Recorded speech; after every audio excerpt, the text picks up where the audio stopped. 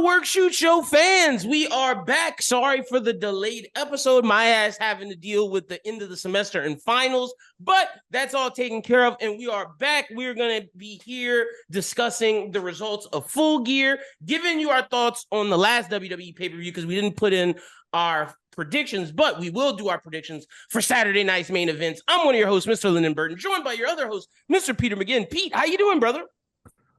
Doing good. Booked my flight to Toronto for Elimination Chamber. Hell yeah.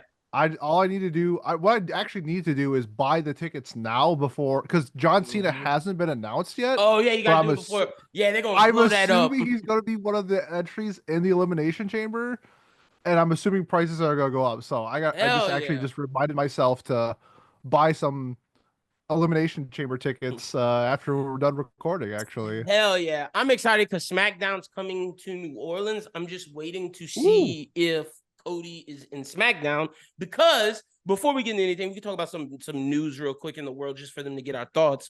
WWE's doing transfers like soccer. How do you feel about that? Like, so after the draft, they're doing this transfer market thing. I'm thinking that they're only doing it because of Netflix, but 100%. I hope that this becomes a yearly thing to where come January, if GMs want to do transfers and it fits the story, let's do it. How do you feel about it? I mean, it makes sense. I think from like they're bidding. I feel like they're essentially bidding for who they want on their shows, channels. So like, how much? I feel like it's like an NIL deal where it's like how much money is Netflix willing to spend to have Cody on Netflix? How much is whatever? Yeah, that deal is close to $1 billion, and they said they want Roman, Cody, and CM Punk. So my thought is Cody will be the champion on Raw with Netflix. I think Roman will be a roamer because Roman's not necessarily full-time anymore, and I don't think he wants to be full-time. I think they're going to allow him to be on both shows. I think he will be the only person that will be allowed to, hey, I go on Raw. Hey, I go on SmackDown. Now, CM Punk, I don't think will be a roamer. I think he will be a Raw guy. And you know what I think they're going to do? They're going to bring back the SmackDown 6, where the best wrestlers, per se, in ring will be on SmackDown. Like, you're going to have Gunther, Mello. They're talking about, I think Ilio might end up over there. I'm trying to think of some other people. Mello wants Seth over there, but I don't know. The thing is, if Punk, Cody, and Gunther Punk, Cody, and Roman are all Raw people, SmackDown needs Seth, like 100%. I think Cody would do SmackDown. I feel like Netflix would. I feel like Netflix would have. I feel like because you can do more on Netflix than you can on traditional television. So, and we've kind of been seeing this a little bit where we're pushing limits more and more. I feel like with Netflix, if they want to push limits, they can. Oh, they will. And Totally will. And so then they'll have a cast of characters that will do that. I see what you're saying. So like, to me, like CM Punk is perfect for Netflix. Like, and then something like Cody, who is pure babyface. But see, that's the thing. I would normally agree with you, but they said, like, when the Netflix report came out, he was their number one choice. Like, he was the guy that they were like, he was the guy that, so I think more so than anyone, even though I agree with you where you keep Seth there for the Punk story and everything, I feel like that's why they're doing the match on the Netflix first show, which is rumored right now, so they can get that. I don't think they want to do another Punk Drew thing leading into WrestleMania because Punk just had this. I feel like they might drag this out, send Seth to another brand, see if they can work it out type shit, and then maybe bring it back. Yeah, we'll have to wait and see. I'm really intrigued. And I also like the fact that Netflix is doing everything live. So even when they're in Europe, it's going to be live. So then we'll be watching Raw at, what time would that be? Like noon? Yeah. Which is so that'll be really interesting to see, just sort of just like the tone shift of going from network TV to streaming, which I feel like it's gonna be a huge deal. I feel bad for SmackDown. Like, SmackDown, you're going to need something to make it stand apart from Netflix. Like, if Netflix is gonna have these, that's why I think they need Cody. I think Cody has to be on SmackDown.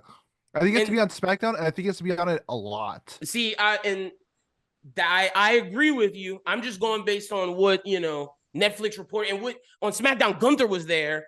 And, if Gunther is the champion and you he's going to have to be workhorse. It's going to have to be all about in-ring shit. And I don't know if that's going to work. So to your point, you keep Cody there for the storyline. It's going to be interesting to see. I hope you're right because I like what Cody's doing on SmackDown with KO, Randy Orton. I want to continue all of that.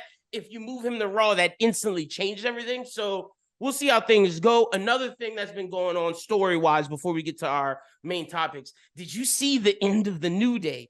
I predicted this, Pete. I said they took a page out of Majin, Vegeta, and Goku's book.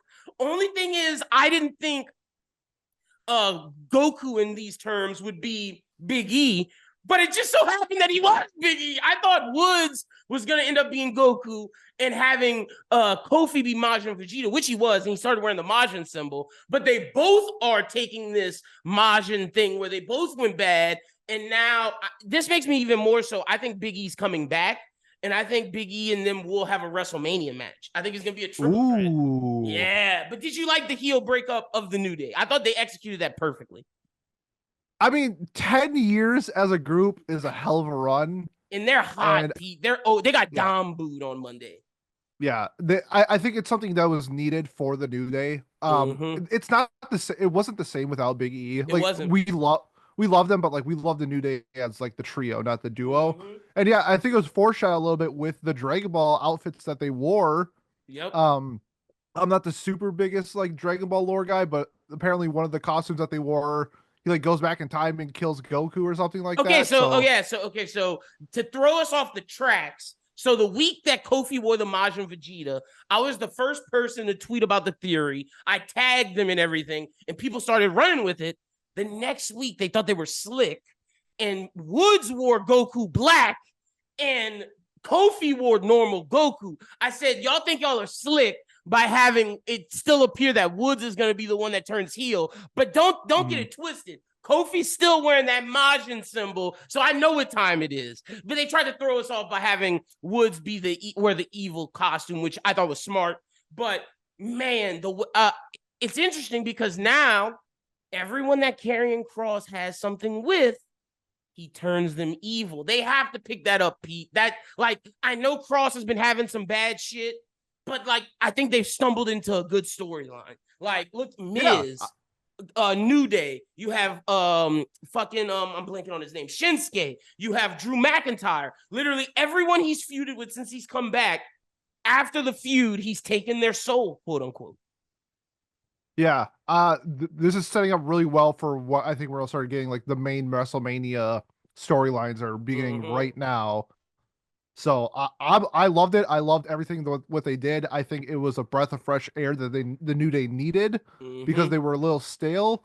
And yeah, the foreshadowing with just like us as anime fans, it's so dope just to see the crossover. Yeah, you love it. So hope to see more. I mean Austin or Woods. Yeah, Austin Creed. He's so smart when it comes to this stuff.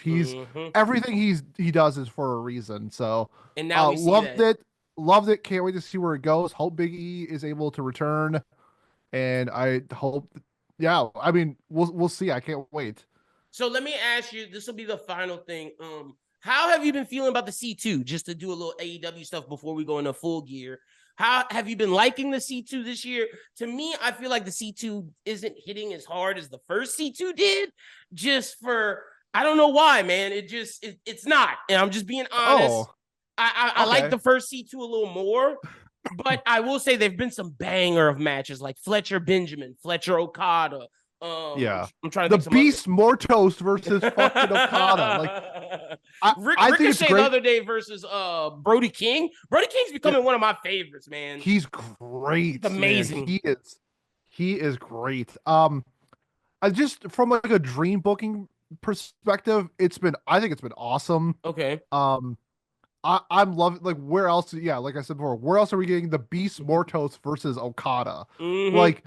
Unless Okada was on excursion to CMLL or something like that, we would never get this match. And now we're getting it. It's just like, fuck it, why not? I think it's super fun. Maybe I need to take that approach. I'm looking forward to see more. Maybe I need to take that approach because I think the reason why I've been upset is because of last year's had so much story implications. Sure. And maybe I'm just not seeing it yet. So let me give Tony Khan a little bit of credit because his C1 had so much story into it, and maybe I'm just not seeing the ties yet. I mean, the Eddie Kingston storyline was great. Yeah, man. That was he was the Bryan Danielson thing with him, bro. That was amazing. Yeah, it was that went from like, I feel like this, like you said, I think like the line booking for last year's was just like the Ascension of Swerve, top tier. And we had the Ascension of Swerve and Jay White. Both of them had great storylines. That was the beginning of Bang Bang Gang, which you love. We saw Swerve's rise. We got the Eddie Kingston story. I'm pretty sure there was the Claudio shit was in there as well with Claudio and Eddie. And then we got Daniel Garcia losing confidence but finding it again. And now he's the TNT championship. That starts at the C1. So that's, I guess, what I think my criticism is. It's like the C1 had so many storylines that worked long-term wise that maybe I'm just not seeing them yet, because I do think there is one. Ricochet's turning heel. And I think, thank God, like, it's time, turn him heel and let MVP talk for him. That's what needs to happen. Yep. He needs to be the Cedric Alexander. And that started last night on Dynamite. We're recording this on Thursday. That started literally last night. I don't know if he needs to go into the clown talking, though, like his clowning talk, and like some of his some of the things he put vocal inflection on didn't rock with me. So let's get MVP that microphone. So who do you, because Fletcher seems to be like the clear winner out of blue. Guy. Like it's not like solidified yet, but I think it's like pretty damn close. Who do you think's winning out of gold? All right, let me, because right now we have a 3-way tie. Ospreay, Claudio, and Ricochet are all at 6 points. So what I'm thinking is Ricochet will make the semifinal of the Gold League. He loses, which sends him heel. Like I think he's going to lose, which sends him heel. The question is, do you have Ospreay win? I think it would be more beneficial for the overall story and for what they're trying to do if Darby wins. Okay. Let's see. Darby. So he still has 3 right now. He still has 4 more matches, so it's still like both sides a couple. I don't want him to win the Continental Classic, but have him go like as second far place. Yeah, exactly, and loses, but that propels him to get ready to take on Jon Moxley. Okay, so then it'd probably be like Darby versus Fletcher. Yeah, and then and that's the thing. Fletcher can win and then fight Okada for the Continental belt, which I think fits him more. And I don't think Darby, they're doing this for Darby to be the Continental champion. Same thing with Ospreay. I don't think they want him to be the Continental champion either, which is why if you're not going to have Ospreay win it from that side, then have Darby to progress the main story, because it doesn't seem like Ospreay's going after the AEW title anytime soon. Mm-hmm. Yeah, I think this is a great way to get Okada, get the belt off of him. Mm-hmm. I think this is a great. I think Fletcher's on fire. Like I think Fletcher should win the tournament, and I think this is a way to propel Okada. But I'm trying to think. Do I want, because the match was insane at Full Gear, Fletcher Ospreay. It was. Do I want a rematch? And because if you do the rematch, Ospreay has to go over. That's the thing. Yeah, I think it's a little too soon. Too soon. Yep. And then honestly, Pete, you could have Ospreay go over when he takes the Continental Championship from Fletcher. Man, it's like, what belt do I want Ospreay to hold? Because I think he's. It's not the main, because the main event right now is Moxley, Hangman, Jay White. Yep. You still have the Christian Cage, and I feel like Darby Allin is the hero of this story that will beat Moxley eventually and take the belt off of him. So I feel like they've kind of boxed out Swerve as well as Ospreay from this. It's a lot of fun because I think there's so many different routes you could take, and these matches have just been really fun. I think AEW is in a really good spot now. I think that they were a few months ago were kind of whatever, but like dropping the belts from like the box was great. The Continental Classic so far has been great.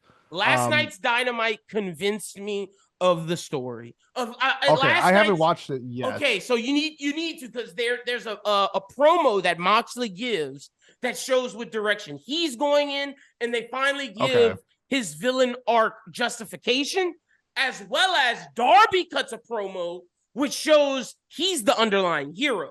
Like I am on board now. And yes, they still have stuff to fix, but when you have the main storyline fixed, You have the Hurt Syndicate versus Swerve storyline. You have multiples that I can chew on. And like you're saying, Fletcher, there's stuff to chew on there. Ospreay, of course. Ricochet turning heel. They're turning it around now. They're figuring things out. Because the last pay-per-view, I would say, was the final nail in the coffin of, all right, we're getting from the shitty direction that we were in the summer, and now we're going to pick up in World's End. We're getting back to banger AEW. Yep, agreed. Especially Full Gear was such a good pay-per-view. I really enjoyed Full Gear. And it made me appreciate it more after watching Survivor Series, which was not a great pay-per-view. Yeah, see, I was about to say, Survivor Series I did not like, but also I thought Full Gear, story-wise, I thought both of them were Survivor Series more so bad than Full Gear, but I thought both of them were not the best showings from either company. And I'm super excited for Saturday night's main event, and I'm super excited for World's End. So with that being said, I got our predictions, Pete. Okay.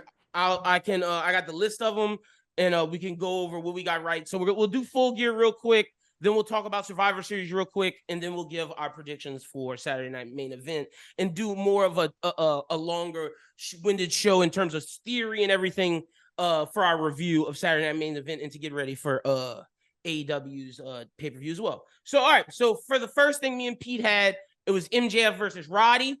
We both picked MJF, of course. Yeah. Do you like the MJF Roddy Adam Cole storyline? That's one that I'm like, it's meh. It's super meh. No, I think it was. I think Adam Cole getting hurt, it just ruined unfortunately. It. Yeah, it's unfortunate because like it's not their fault, but like it killed all the steam that it had going. And I felt like when MJF came back, he kind of deaded it, which made it seem like, oh, they're both done. Like MJF was like, fuck this devil mask. I don't care about Cole. I'm moving on. And he did his whole Hulk Hogan, Mr. America thing. And I was like, okay, I'm liking, he's away from it. But Cole brought it back. And it's like, no, we could have left that dead. Like, we could just act like that didn't exist. But MJF won. We both got it. The next one was Jay White versus Hangman. Got to give it to you, Pete. You called it. You got Jay White correct. I went with Hangman, which shocked me. They really aren't with that storyline. It's not about getting back and making things over. No, Jay White is fundamentally what they're telling is just better than Hangman right now. Until Hangman figures something out, Jay White's gonna beat him, and that's the story they're telling. This is the Jay White I wanted 18 months ago. Facts. Not like he looks like a main eventer, but I kind of like personally, just my personal 2 cents. Too little, too late. It's not the same. It's not like he should have been this strong when he came into AEW. I agree. And now it's just like, I feel like it's like a little too little too late, but like I love Jay White, so I still fuck with it, but it's not what what it could have been. Yeah, no, I agree. I am happy that he's winning. I am a huge Jay White fan in terms of AEW wrestlers. He's in my, it's Mox, White, Hangman, Swerve. Those are my big four. And then you could throw in, obviously, I acknowledge how great Ospreay is. But for me, in terms of favorite, it's those four and then Kenny Omega. And you know how much I thought Jay White was wrestling's Conor McGregor. He can talk his ass off. He has the cool Bullet Club thing. But the Bullet Club's falling apart. The fucking guns are now hurt. And Juice Robinson just got hurt again. So it's like, man, we got to figure this out with Jay White. But you got that one right. I got that one wrong. Also, the fact they're about to be in a 4-way with Hangman, Orange Cassidy, and Moxley, I feel like this is going to set up perfectly for the Australia match, which we'll get Jay White versus Moxley for the championship 1v1, which sucks because that's telling me already that we know he's going to lose. So what's going to happen after this? 100%. Yeah, it's like, what the 100%. Fuck? Trash. All right. Next one, we got Private Party. I don't know. Oh, it was the 4-way or 5-way tag thing. We both picked Private Party. Private Party won. That match was not that good. Yeah, I'm glad you said it.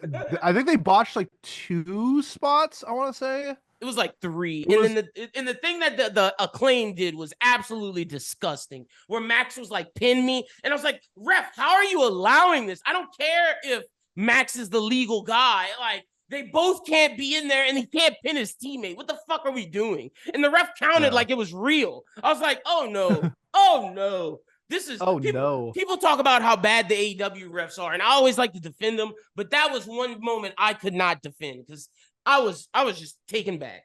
But you were right. That was one of the worst matches on the card, if not. Well, no, I can't say it's the worst because there's another match coming up. But you know what wasn't the worst? Mercedes and Statlander. That match, Second best match. That match was almost the best match of the night. It was right there, Pete. Like, holy shit. That might be the best women's match of the year.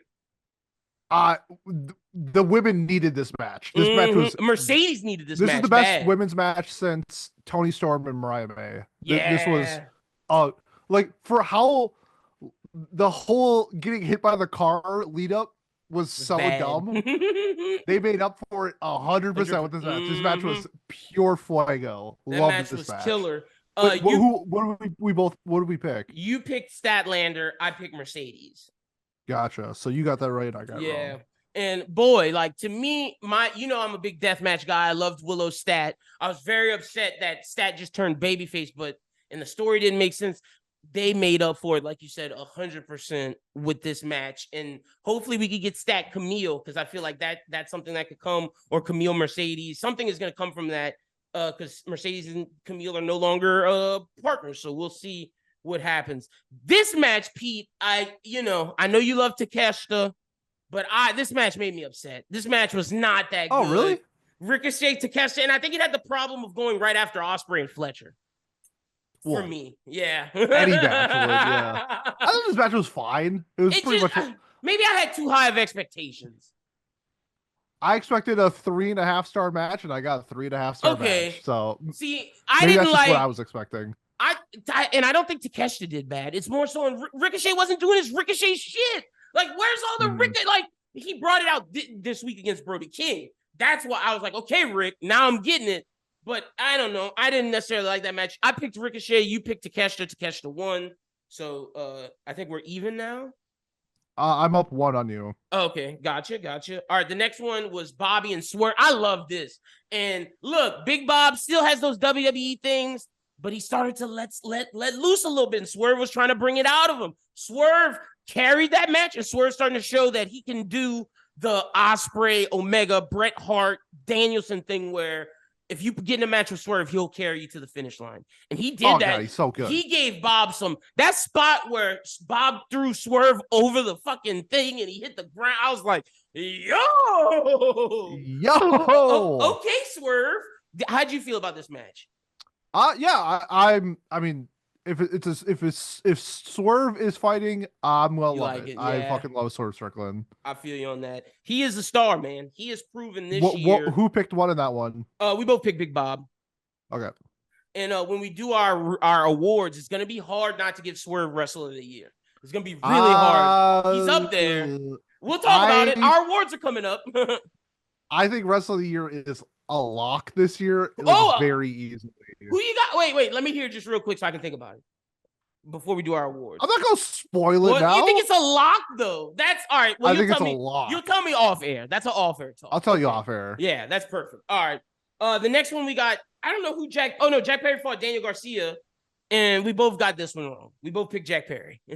Yeah, I'm a little surprised that they're pushing Daniel. So I mean, I'm fine with getting it wrong. I have no issues with it. Hey, you remember when I said that Daniel Garcia was about to get that push and you talked me off the ledge? It turns out I was right. DG, man. You're right. They like DG, bro. Like, so we'll see how that goes. But all right, next one we got Kyle Fletcher versus Ospreay. And I love how you put in parentheses cheats to win. No, Pete, he won that shit clean. I am shocked. I was shocked too. I am candidate for match of the year. It definitely was. This match was insane. I think I've been a huge fan of Kyle Fletcher ever since him in United Empire. When I saw him in New Japan, I was like, this dude is fucking it. Yeah. And then he cut his hair, and I was like, this is not it. But you know what Kyle Fletcher has reminded me of? Who you got? Is Takesha's music, where I hated Takesha's music. Okay. And then he changed his music, and I was like, I miss Takesha's music. You miss his hair. And Kyle Fletcher, I was like, I miss his hair, and he shaved it. I was like, this is so dumb. And now I'm like, No, he needs to keep this. He's not allowed to grow his hair back. No, man. You know how people always talk about bald-headed Randy Orton was the biggest menace? This is bald-headed Kyle Fletcher, man. He's turning into just one of the best wrestlers on the planet. Easily. Oh my God, he's so good. And what I like about him is his kicks are ferocious, Pete. Like, you know how Gunther has like crazy chops? Every time Kyle Fletcher went to kick Ospreay, I thought Ospreay's head was falling off. I was like, bro, Fletcher's kicks are insane. Fletcher's big. He is. I don't, because he's not like ripped. No, he's just. But he's like bulky. He's like 6'4", 240. Like he's thick. Big. He's a thick man, 100%. Like you said, when it's not muscle. When I saw him in person, I was like, you were way bigger than I thought you were going to be. That's interesting. Because I'm 6'2", 230. Okay. And he walked past me. I was like, oh, you're taller and bigger than me. Like, holy shit. See, I need to see him in person because, like you said, he gives off skinny, but he made Ospreay look small. And that's the thing. Ospreay's more muscular than him. And not saying Kyle Fletcher's fat by any means. He's not. It's just, it's not necessarily like Triple H bodybuilder. It's just like, no, this dude's solid, bro. Like he's an athlete through and through. Like he's like those football players that are like that play safety, like Cam Chancellor. Cam Chancellor wasn't jacked, but Cam Chancellor was like 6'3", just solid, like a thick man. So big boy. Right, the last one we got is Moxley and Orange Cassidy, and we both picked Moxley. I thought this match was great until the finish. I don't know what the fuck that finish was, Pete. And I get it. They were setting up the 4-way, which we're getting now. But I thought you could have did that a multitude other ways. Like, I did not like everybody coming out and then Darby with the call. I'm like, what is happening right now? So I have to admit a cardinal sin. I have not actually watched this. I ran out of time. I fell asleep watching the pay-per-view and I never finished it. It is okay. So I actually... I didn't see the bad finish. For not finishing it. Look, it's okay. You did not miss that bad finish. So, but most people on social media, AEW lovers, AEW haters, we all agreed that match was good, but I don't know what the fuck that finish was. Pete, that was just prototypical overbooking. That felt like Vince McMahon overbooking. Like I didn't know what that was. So, but solid pay-per-view. Not one of AEW's best in my opinion, but not one of their worst. If I had to give it out of 10, I would go maybe like a 7. Like 7. I'm thinking like 7 or 8. I'm a little higher. Okay, I really liked this pay-per-view. Even like the Big Boom match was fun. Like that was the best night. AJ, like yes, like the 4-way tag was like, I think it had potential to be like a really good match, and it was pretty mid. It felt like, I don't like it when you have shows or matches like this where it feels like it's a collision match. Like, it shouldn't feel like a collision match. That felt like a collision match. Definitely. But then we had that Kyle Fletcher Will Ospreay match is top 3 match of the year. Like, it was good. Fucking like that's up there. Mercedes stat like. You have 2 legit matches of the year candidates in this thing. And that's my thing. It's the wrestling was good in this pay-per-view. I think for me, it was just the stories were all over the place. They were all over the place. And that's why if it was only in ring, you couldn't give this anything lower than like a 9. Like, because like you said, you have 2 match of the year candidates. Swerve and Bob was great. Moxley and Orange Cassidy was great. Jay White and Hangman, I thought was the 3rd or 4th best match. Like, that match was really damn good too. Like, so you have all of those great matches. It's just the stories for me were everywhere. But how'd we do, Pete? I went 8-1. Nice. 6-3. Okay. So on the year, I am 49-21. You are 52-18. You got 3 games up on me. I told you were gonna come back, bro. I told you. Well, we got Saturday night, and we have one more pay-per-view. We got words in. So, yep, and that's it for the year. You got 3 games up with 2 pay-per-views left, or I guess 1 pay-per-view and 1 whatever Saturday main event. Real quick, how did you feel about Survivor Series? Because I agree with you. I thought it was very lackluster. The women's War Games, Nia Jax should never be in a War Games again. The chair shot misses. Io Sky thinking she was gonna go chair shot somebody, then just falling. Her not doing the sun. Like, I could go through that match. That is botchamania. And then the men's, it just wasn't as exciting for me, man. It was boring. Yes, it was. Boring. It really was. I have to pick something with it. Go with ahead. The women's one. People were mad that Rhea got booked the way she did in it and made it seem like she was the Hulk. Yeah, no shit. She's like, Rhea Ripley, bro. Like, what are we talking about? What do people expect? Like, she's like, no one can touch Rhea. This booking is terrible. Like, no one's gonna beat her. And she's so been losing. Yeah. Like, this was made for her to win. Yeah, like what? Like, have you been watching wrestling the last couple of years? She's always been like that. Her and Bianca had to dominate, and that's what they did. Yes.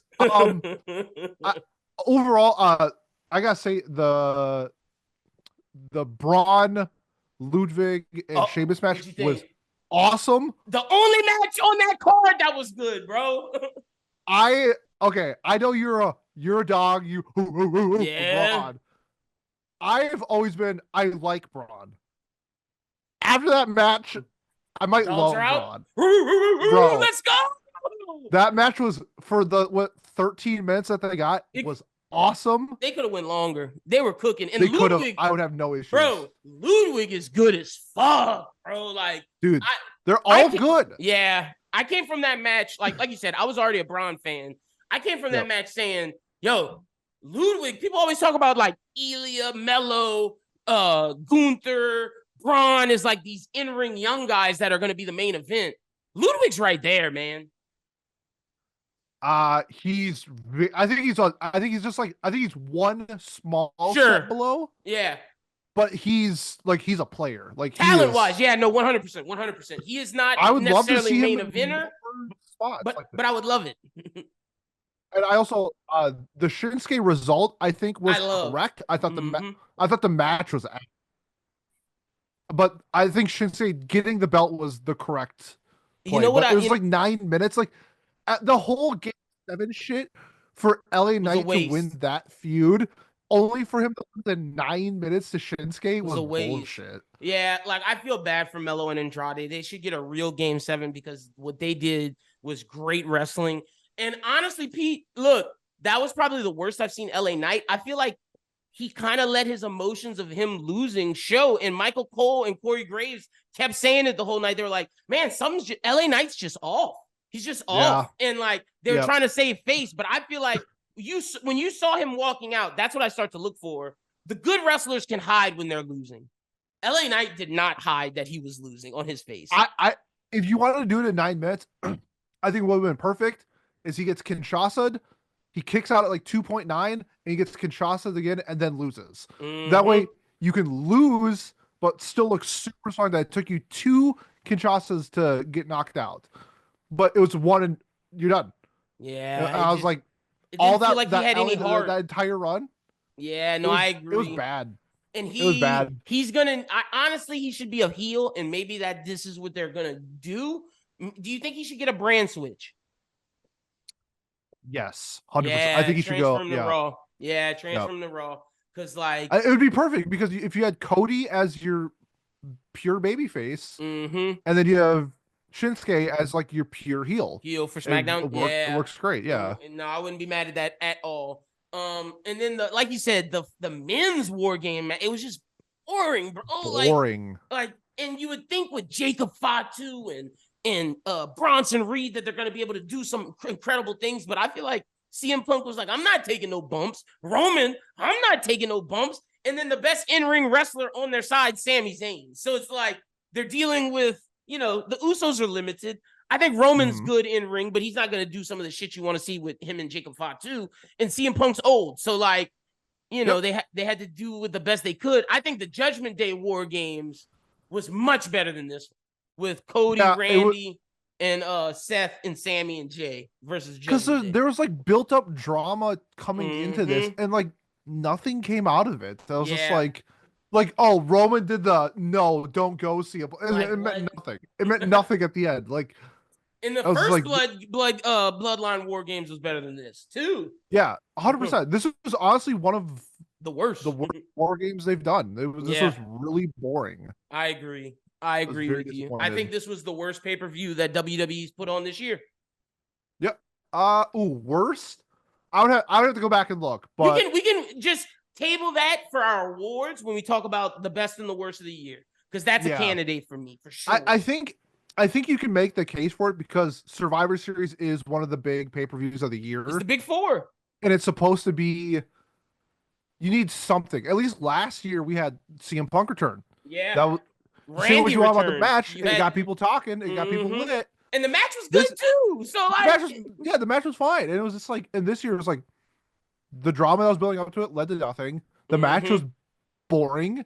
I'm happy we have Saturday night's main events, because if we didn't, it would have left a sour taste in my mouth that this is the last pay-per-view of the year.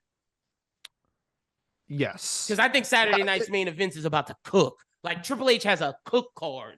Oh, this is national television. They're gonna go ham. Yeah, they are cooking, bro. This is about to be lit. With this being the quote unquote last pay-per-view, like, is it a pay-per-view? Is it, whatever it is. But this thing is about to cook. So let me give you the card. We can run down our predictions. We'll start from the bottom and make our way up. To say that we're starting with Drew McIntyre versus Sami fucking Zayn, that's gonna eat.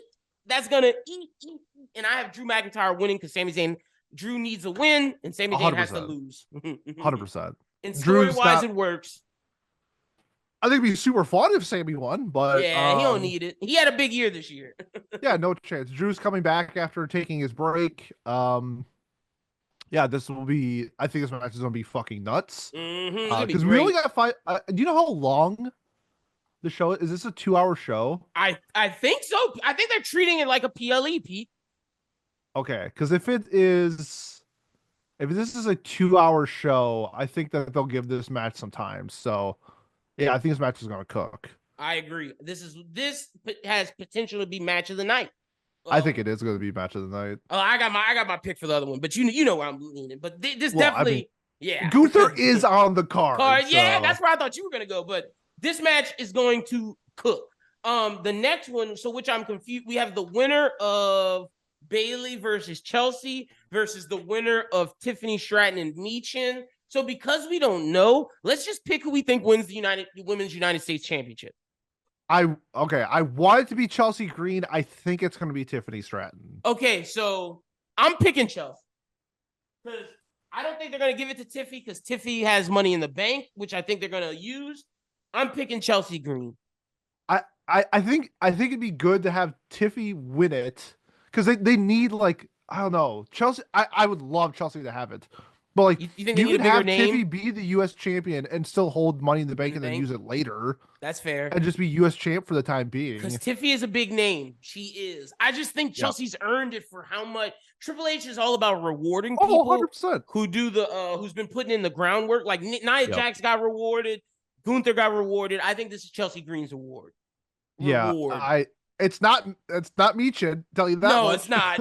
And I don't think it's Bayley either. Like, I think it's either Tiffany or Chelsea. I could see it being Bayley just because of the name recognition. Doing that thing, like making a legacy. Yeah, you're right. Yeah. That's the Seth Rollins thing. It's a mid-card belt. You should give it to either, like, up-and-comers or, like, the workers. Yeah. So I think it should either be Tiffy or Chelsea. So you're going Tiffy. I'm going Chelsea. All right. Let me put it this way. I hope it's Chelsea versus Tiffy. Okay, that's fair. That's what I want the match to be. Yeah, I agree. All right, so we got our picks in for that. All right, Women's World Championship. I think this is difficult. Liv Morgan versus Io Sky. So I want Io to win. I want Io to win so bad, Pete. But I think they're going to give it to Liv. Liv ain't losing. Yeah. Liv ain't losing. No chance. They're building this up. This year, Io has shown how she is one of the best women's wrestlers in ring, if not the best. Like, Io Sky is incredible, bro. Like, that match she had with Bianca just showed, like, Bianca's great. Don't get it twisted. But Io is, like, I've never seen Bianca get carried until that match. Like, Io just does some phenomenal shit. But you're right. They're giving it to Liv. Who am I kidding? Liv's not losing until WrestleMania. You're right. All right, the next one. Now, see, the next one I can see a title change happen, Pete. Gunther, Damian Priest, Finn Balor. Who you got? I think I don't know if this is the time for me to go off on a ledge or not, but I might. Ooh. When you get the triple threat, this is when it's okay for Gunther to lose. Yep. Is it? And if you put it on Finn, that could set up the WrestleMania for Damian and him and give Damian a real chase. Because Finn's still the fucking tag champ, isn't he? I think they're gonna lose that on Monday. Because I think I think they're gonna lose. They're literally the Monday, this upcoming Monday after Saturday night's main event. They have that. I think the War Raiders are gonna win, be transitional champions for the New Day, because that's the New Day's belt. They're just waiting. Man, because like if they lose, then I want to lean Finn. To me, it's either Finn or Gunther. It shouldn't be Damian Priest. Yeah, no way it's Damian Priest. I'm gonna go Gunther. I'm still saying he holds it. All right, so right now I'm going to bet on myself that Chelsea Green wins, which allows me to make this pick. Because if I wasn't confident in Chelsea, I would go with Gunther as well. But I think that'll be the thing that ties up our record for this pay-per-view, so I can go with Finn with this one. I'm going Finn. You're going Finn? All right. Yeah, I'm going Finn. And then the final one, Cody Rhodes versus Kevin Owens. Cody gets his wish. The Winged Eagle will be back for one night. He's getting the belt he wanted, but everybody thinks Kevin Owens is going to beat him. Do you think that's going to happen? I don't think Cody's losing. Yeah, me neither. Cody's going to hold his belt for 2 years. Look, if Cody loses and they want to do the bounce back, like Cody loses, then beats him back in the rematch, cool. But I need to see it to believe it. Until I see it, I'm picking Cody. And I don't know if Kevin Owens is the right guy to take the belt off of him, to be honest. I think he is the right guy to take it off of him. I just think it's the right time. The right time. Okay, I got you. Yeah, I don't think it is either. If this was Royal Rumble, then it could be a different story. If this was, around that time. But I think he has to be champion when he fights Randy.